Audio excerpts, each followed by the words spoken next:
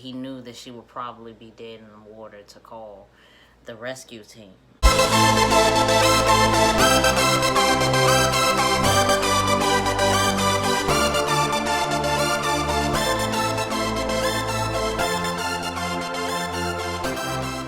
What it ain't, it's your girl AMBREALERTT, and I am back with another video. I feel like it's been a little minute.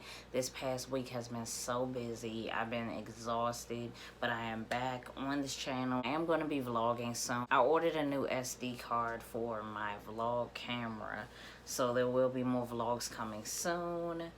My SD card got too full, so I couldn't finish the vlog I'm working on right now, but I am going to be working on that vlog and doing more vlogs soon, so stay tuned for that.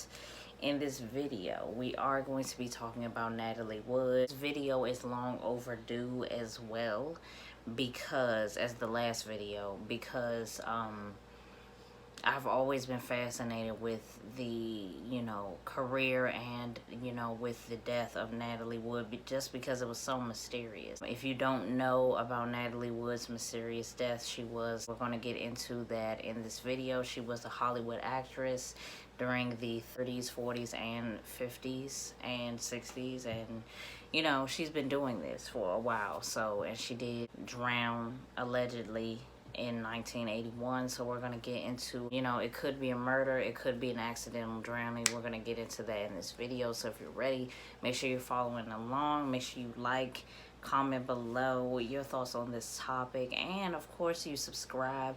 Shout out to all the new subscribers. We're at 432 now, so we're doing things. Like, literally, I feel like we were just at 400 and now we're at 432, so let's shout out to you guys for, catching up on my past videos. I have been, working on some different type of content. I hope that you guys like my hair video that I just uploaded.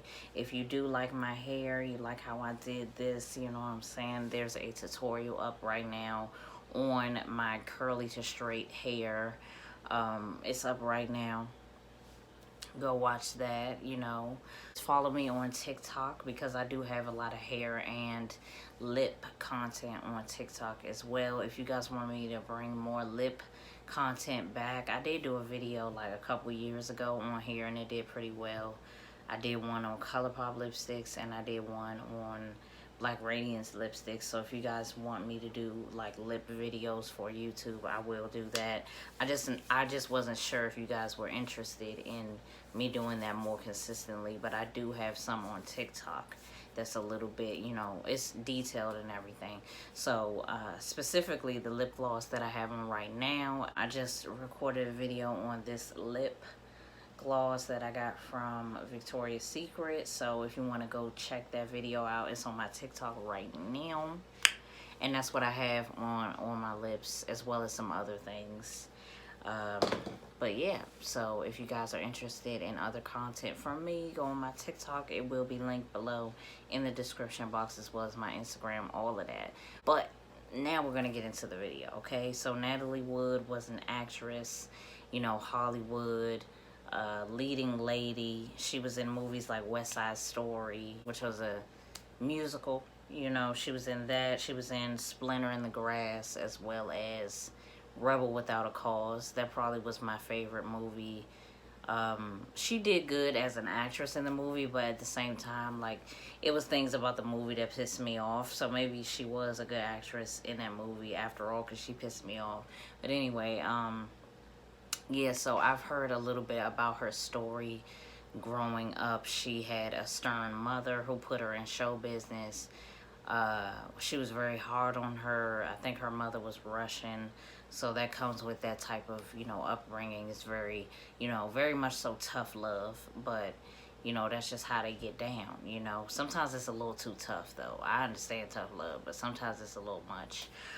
Much like other communities, the Black community as well. So with all that being said, her mother was very strict, but her mother also, encouraged her to be successful. She didn't really have a chance to have a real childhood because she was acting. She did have an accident as a child actress on the set of a movie. There was some type of bridge that she was on, and she fell into the water, and I believe she broke her arm or something like that, and ever since then she had this like horrible fear of water. So that was something that really traumatized her at an early age, because the production did not stop when she did get hurt. They kept the camera rolling, so no one really helped her out of the water until the scene was over. So that, I can imagine that that was very traumatizing for her to actually go through. So going forward into her career, you know, she was a great actress. She was with a couple of leading men in the industry. Christopher Walken was her co-star in a movie, and it was said that they were having an affair when she was married to Robert Wagner. And they met, they fell in love. I think they were married once, and then they got divorced, and then they got married again. Well, she got married, had kids, took a break from the industry, in and out, to, you know, be a mom, which is noble. Robert Wagner and her were going on a boat, and the boat was called, or the yacht, excuse me. The yacht was called the Splendor. It was 60 feet. As the story goes, is that there was some type of argument going on between her and Robert Wagner. This is what the story says. They were on the boat. They went to a restaurant. The restaurant was called the Dug Harbor Reef, and they spent a couple hours there. So she was there with Robert Wagner, and Christopher Walken also came on the trip. So they were at the restaurant. There was a lot of drinks flowing. They all were like toasted. And then they got back on the boat and went, you know, and sailed, you know, and they were at Catalina Island. So they were all around there. Around the time of midnight, that's when an argument that ensued as they got back to the boat between Natalie Wood and her husband, Robert Wagner. They got into an argument. She walked away. Then I believe Robert Wagner and Christopher Walken got into an argument. Probably some jealousy shit, which is typical man energy when another man that's like a co-star, a heartthrob, if you will, is around. I don't even know why he was there, to be honest. I wouldn't have came. But anyway, two men got into an argument as well, and it was pretty heated. And they said that Natalie Wood went missing around 12 o'clock p.m. So what is fishy, the first little thing that was like fishy was Robert Wagner did not report her missing until 1:30. So what did he do between 12 and 1:30 when he decided to call? We do not know. Maybe get his story together or something. I don't know. Maybe he could have tried to make it look like an accident in between that time. That's just too much time. If you really care about someone and their well-being, then you would have reported them missing at least at 12:30. Went missing at 12 p.m. Then why did you take almost an hour and a half to call the fuzz? I don't know what that's about. And they said a Roger Smith, of the LA County Rescue, he didn't get a call to look for her in the water till 5 a.m. So that's alarming as well. That's way too much time. It's almost like he waited till he knew that she would probably be dead in the water to call the rescue team to look for her, which is weird.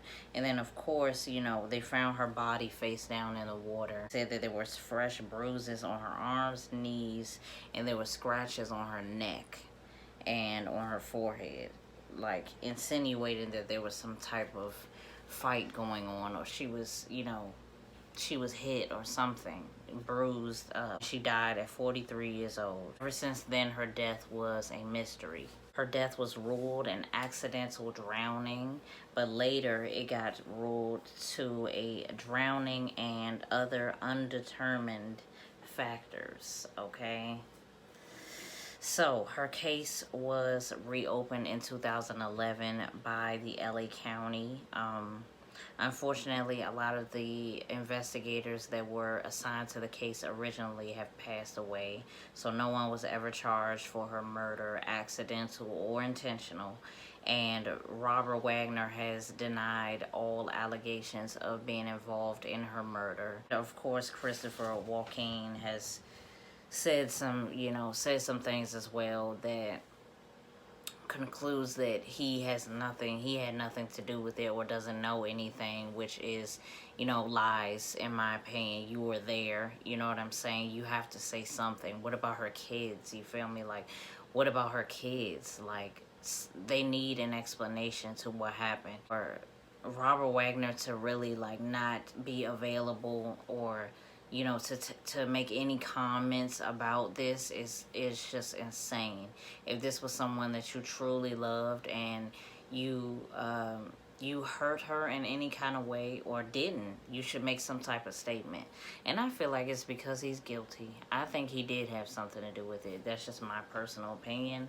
But you are, of course, allowed to have your own personal opinion. But why wouldn't you say something about someone that you love, that you know was killed, or was, whether it was accidental or not? Why wouldn't you have anything to say? Even with all the reasonable doubt, no one was charged for her murder. 2018, John Carina of the LA County Sheriff's Department said many witnesses have passed away who were on boats nearby. The original investigator has passed away.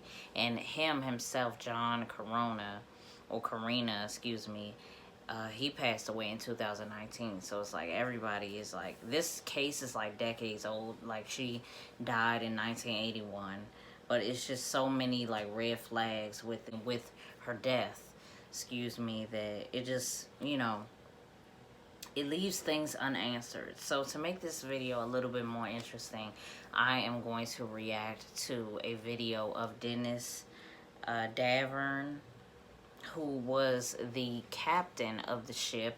He was around 20 or 20 something years old at the time that this happened, and he was the one that was driving or steering. I don't know the boat terms, but he was steering the boat that night, and he has his own point of view. Some people think that he was lying because he didn't come out with this information initially, but I think it's because a lot of things happen behind the scenes. So let's take a look at what he said on NBC. I feel like news.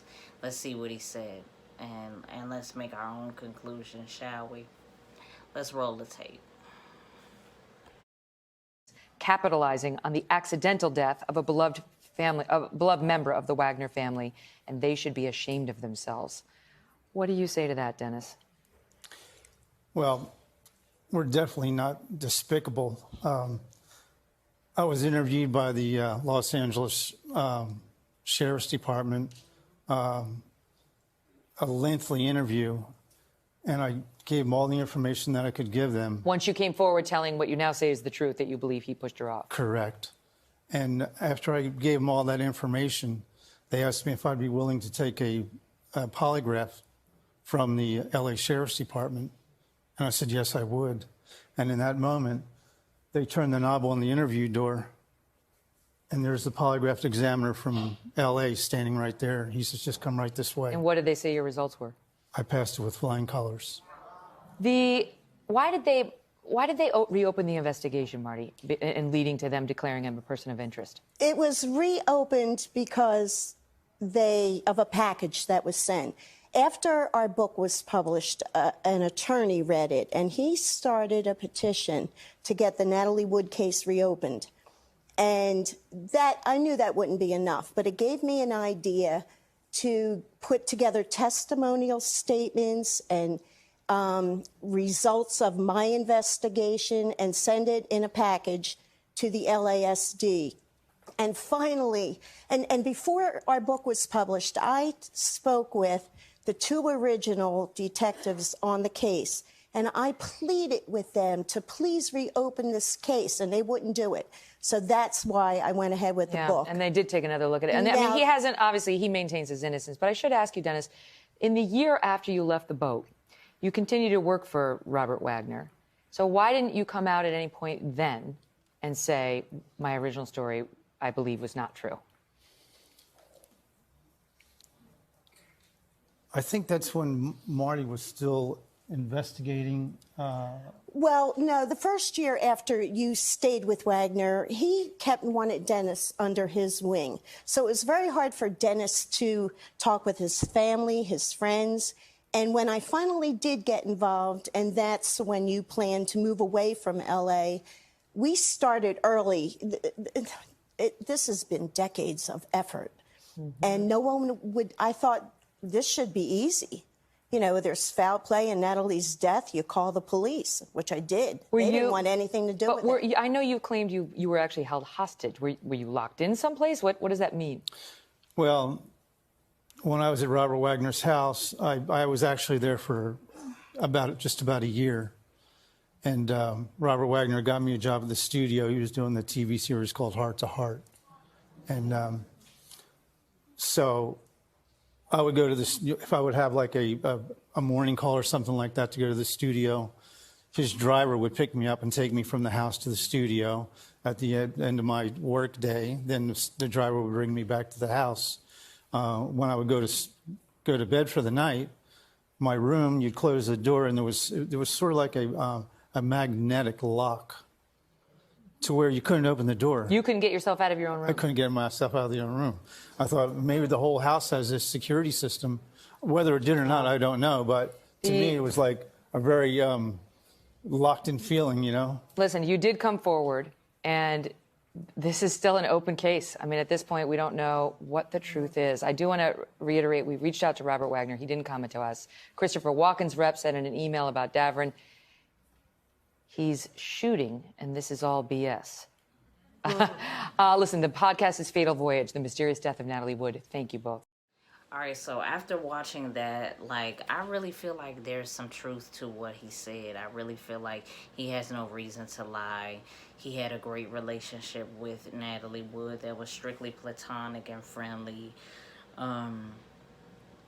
He really believes that Robert Wagner has something to do with her death because of how he was acting, because of him even trying to hold him hostage in his own house and kind of really manipulate him into not speaking his own truth. I do think it's insane the lengths that some celebrities will go to conceal such dark and deep deceptive things that they be doing.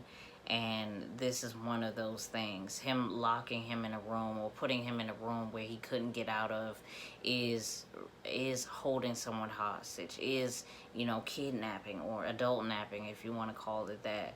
It's manipulation and brainwash. And I also saw a video of him talking on Dr. Oz about this, and he was saying the same thing. He was saying that, you know, he took a lie detector test and he passed with flying colors, and he doesn't have a reason to lie. And that Robert Wagner really talked to him and told him, like, this is the version of the story that you're going to tell to the police, and you're not going to tell anyone what really happened, and yada, yada, yada. So it was just a whole manipulation thing, especially with, you know, Natalie Wood's sister. I saw a video of her trying to confront with Robert Wagner about, you know, just like, tell me something. Like, she was just like, I have to talk to you. I just want you to answer. Like, tell me what happened to my sister. And he literally, like, brushed her off, walked away, all of that. So I feel like it's something that he's hiding.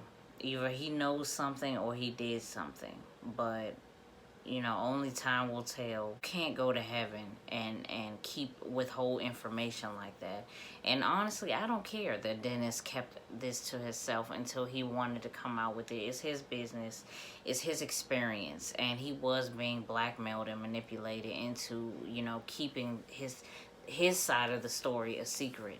And it's scary being in a celebrity's house and it's all tricked out and it's trap doors and you can't get out unless he wants you to and all this other. And he was in there for a year.